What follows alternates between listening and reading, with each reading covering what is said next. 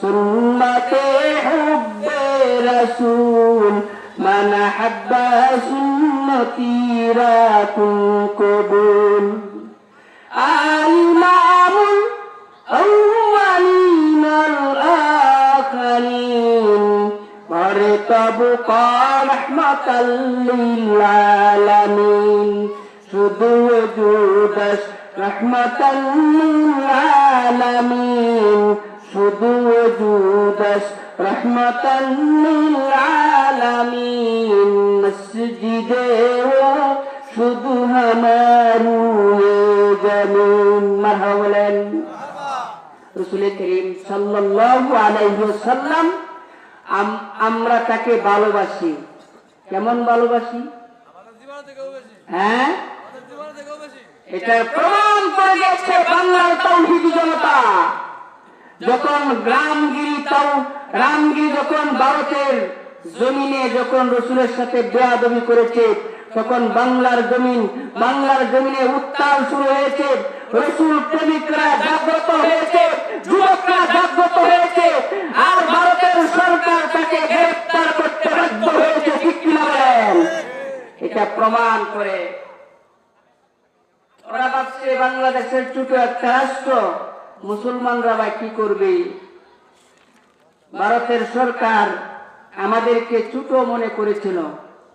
ভারতের সরকারকে আমি সুস্পষ্ট ভাষায় বলতে চাই, আপনারা আফগানিস্তান দিকে তাকান। আফগানিস্তানের দিকে তাকাইলে প্রশ্নের উত্তর একেবারে সহজ। ছোট্ট একটা রাষ্ট্র, আফ্রিকার মতন, আমেরিকার মতন বিশাল সুপার পাওয়ারকে ডান্ডা দিয়া ঠান্ডা করে দিয়েছে। ঠিক কিনা বলেন? সুতরাং মুসলমান উমরের জাতি, উমর ইবনে খাত্তাব রাদিয়াল্লাহু তাআলা সন্তান, তারেক বিন জিয়াদের সন্তান। ঠিক কিনা বলেন? তারা যদি জাগ্রত হয়, পৃথিবীর কোন স্থির হলেও তাদেরকে থামিয়ে রাখতে পারবে না। ঠিক কিনা বলেন? সমান তো শুধু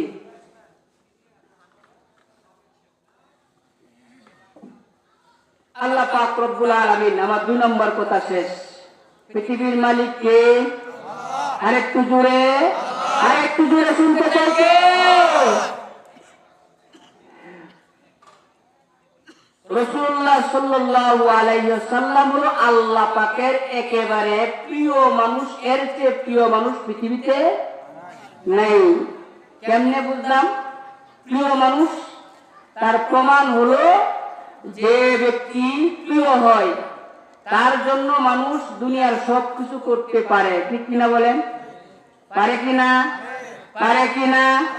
দেখবেন আপনার এলাকায় কোন ছেলে যদি কোনো মেয়েকে ভালোবাসে, আর ভালোবাসা একেবারে গাঢ় হয়ে যায়, মোবাইলে কথা বলতে বলতে একেবারে গাঢ় হয়ে গেছে, দেখা যায় মেয়েটার 2টা সন্তান রেখে ও আরেক লোকের সাথে চলে যায়। ঠিক কিনা?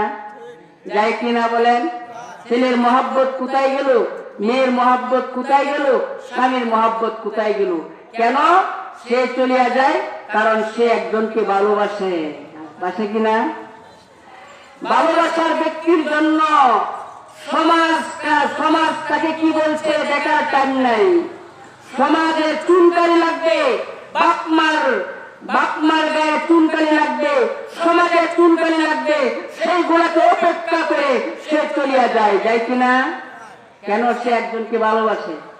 আর ভালোবাসার ব্যক্তির জন্য যা ইচ্ছা তাই করে, মনের আবেগে যা ইচ্ছা তাই করে। ঠিক কিনা? রাসূল করিম সাল্লাল্লাহু আলাইহি ওয়াসাল্লাম আল্লাহ পাকের মাহবুব, আল্লাহ পাক রব্বে করিমের প্রিয় বান্দা। রব্বে করিমের জন্য রব্বে করিম আল্লাহ পাক রব্বুল আলামিন পৃথিবীটাকে সাজাইছেন, পৃথিবীটাকে বানাইছেন। এই পুরা কায়নাত, পুরা দুনিয়াটাকে আল্লাহ পাক রব্বুল আলামিন সুন্দর করে সাজাইছেন।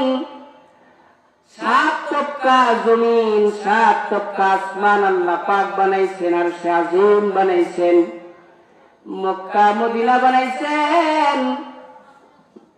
প্রত্যেক পৃথিবীটা থেকে নিয়ে সমুদ্রের মধ্য পর্যন্ত আল্লাহ পাক রব্বুল আলামিন বানাইছেন। একজন মানুষের উসিলাই বানাইছেন। সেই লোকটার নাম একটু জুড়ে বলেন, সেই লোকটার নাম কি? মুহাম্মদ সাল্লাল্লাহু আলাইহি ওয়াসাল্লামের জন্য রব্বুল আলামিন সমস্ত দুনিয়ার সব কিছু বানাইছেন। আরশ আজিম বানাইছেন। তার মাহবুব নবী, প্রিয় নবী হাবিবুল্লাহ, আল্লাহর প্রিয় বন্ধু, আল্লাহ পাকের সবচেয়ে দামি একজন মানুষ মুহাম্মদ সাল্লাল্লাহু আলাইহি ওয়াসাল্লামের জন্য বানাইছেন। এই জন্যই আল্লাহর কাছে সবচেয়ে প্রিয় ব্যক্তি হলো মুহাম্মদ সাল্লাল্লাহু আলাইহি ওয়াসাল্লাম। কেন কেন মুহাম্মদ সাল্লাল্লাহু আলাইহি ওয়াসাল্লাম পৃথিবীর সবচেয়ে প্রিয়? এই প্রিয় মানুষের জন্য যেমন দুনিয়ার মানুষ প্রিয় মানুষটার জন্য সব কিছু বিদর্শন দেয়, স্বামীকে পালায়া চলিয়া যায়, সন্তানের মহাব্বত, স্ত্রীর সন্তানের মহাব্বত, স্বামীর মহাব্বত সব কিছু বিদর্শন দিয়া চলে যায়। কারণ একজনকে সে ভালোবাসে। আল্লাহ পাক রব্বুল আলামিন আদম পয়গম্বর থেকে নিয়ে মুহাম্মদ সাল্লাল্লাহু আলাইহি সাল্লাম পর্যন্ত সমস্ত নবীদেরকে বানাইছেন মুহাম্মদ সাল্লাল্লাহু আলাইহি সাল্লামের জন্য। আসমান বানাইছেন, জমিন বানাইছেন, সব কিছু বানাইছেন একজন ব্যক্তি উসিলাই। এজন্য কবি সুন্দর ভাষায় বলেছেন, কবিতার ভাষায় বলেছেন, मोहम्मद अगर पैदा न होते, रसूलुल्लाह अगर पैदा न होते, आसमां ज़मीन पैदा न होते। रसूलुल्लाह अगर पैदा न होते, आसमां ज़मीन पैदा न होते। যদি রাসূলুল্লাহ সাল্লাল্লাহু আলাইহি সাল্লাম পয়দা না হইতো, সৃষ্টি না হইতো, তাহলে আসমান জমিন আল্লাহ বানাইতেন না। এই জন্যই রাসূলুল্লাহ সাল্লাল্লাহু আলাইহি সাল্লামের উসিলায় পুরা দুনিয়া আল্লাহ বানাইছেন। এই জন্যই রাসূলকে মহব্বত করা, ভালোবাসা, এটা একজন মুমিনের অন্তরের ভিতরে তার মহব্বত আর ভালোবাসা অন্তরের ভিতরে রাখা প্রত্যেকটা মুমিনের জন্য ফরজ। এটা কি ভাই? জীবনে একবার দরুদ শরীফ পাঠ করা ফরজ। কেন? কারণ হলো আরে দুনিয়াতে আমি আসলাম, দুনিয়াতে আমি দুনিয়ার মুখ দেখতে পাইলাম, নবীর উসিলায় দেখতে পাইলাম। আরে যে মুখের কারণে আমি দুনিয়ার সাদা না কালো, দুনিয়াটা সুন্দর নাকি কালো, এটা দেখতে পাইলাম, দুনিয়াতে আমার অস্তিত্ব আসলো, সেই নবীর জানি হক নাই আমাদের উপরে। এজন্য জীবনে একবার দরুদ শরীফ পাঠ করা রাসূলের উপর ফরজ। কি ভাই? একবার পাঠ করা কি ফরজ। আর যত মজলিসে রাসূলের নাম শোনা হবে, প্রত্যেক মজলিসের ভিতরে রাসূলের উপর দরুদ শরীফ পাঠ করা, প্রথমবার পাঠ করা ওয়াজিব। আবার প্রত্যেকবার শোনার পরে দরুদ শরীফ পাঠ করা সুন্নাত। বুঝে আসছে মাসালা? একটা মাসালা শিক্ষা করলে 1000 রাকাত নফল নামাজের সওয়াব পাওয়া যায়। সুবহানাল্লাহ। বাড়ি থেকে বলেন ভয় পান? কারা কারা ভয় পান না? কথা দেখি, সবাই ভয় পান? ভয় পাওয়ার কিছু আছে এখানে? আরে ভাই, মায়ের গর্ভ থেকে দুনিয়াতে একদিন আসছি আর একদিন মারা যাব, সেই তো দুনিয়া। ভয় পাওয়ার কোনো দরকার নাই। দুনিয়াতে আসছি, মরণ হবে, এটা নিশ্চিত, এটা নিশ্চিত।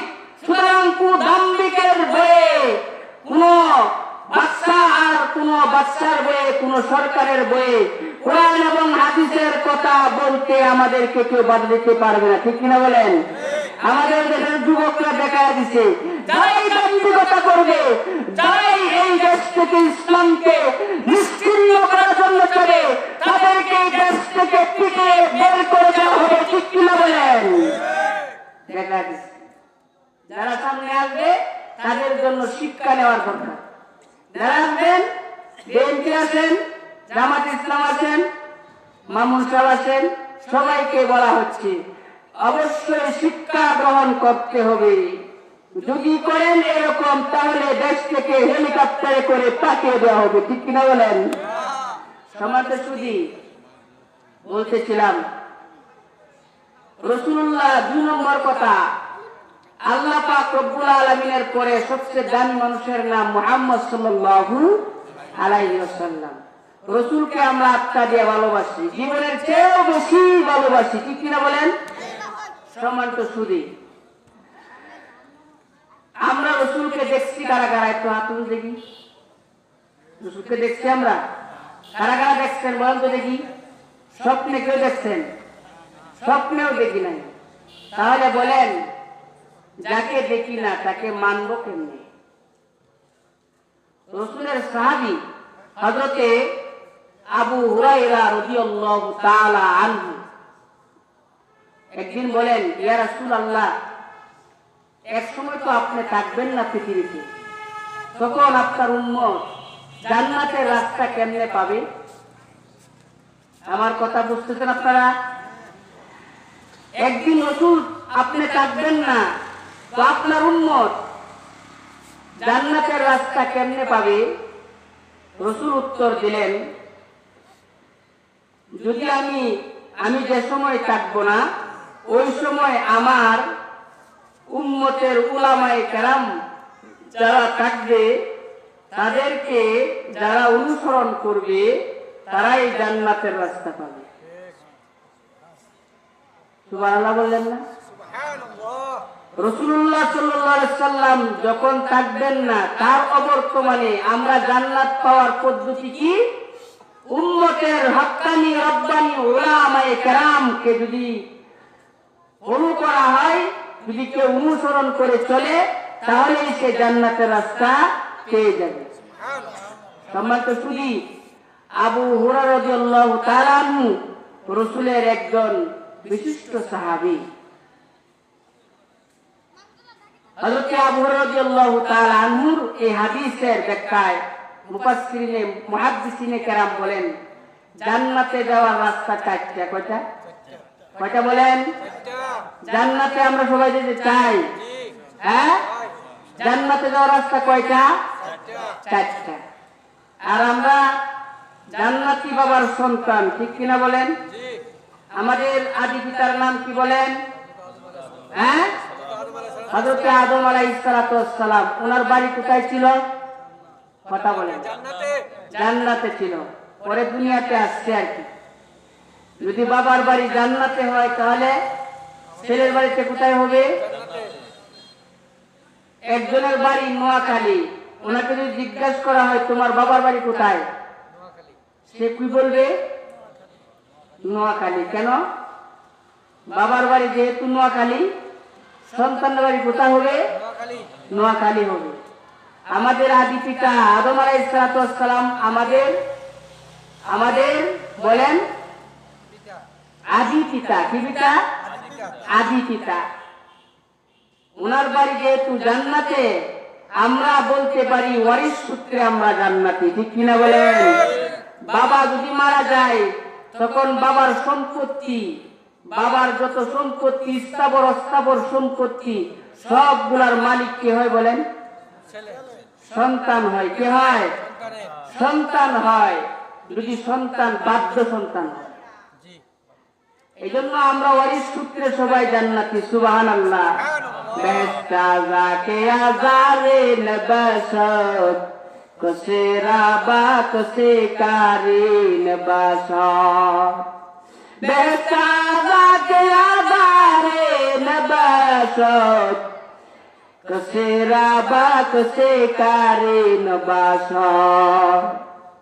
যেহেতু আদি পিতা আদম পয়গম্বর বাড়ি যেহেতু জান্নাতে ছিল,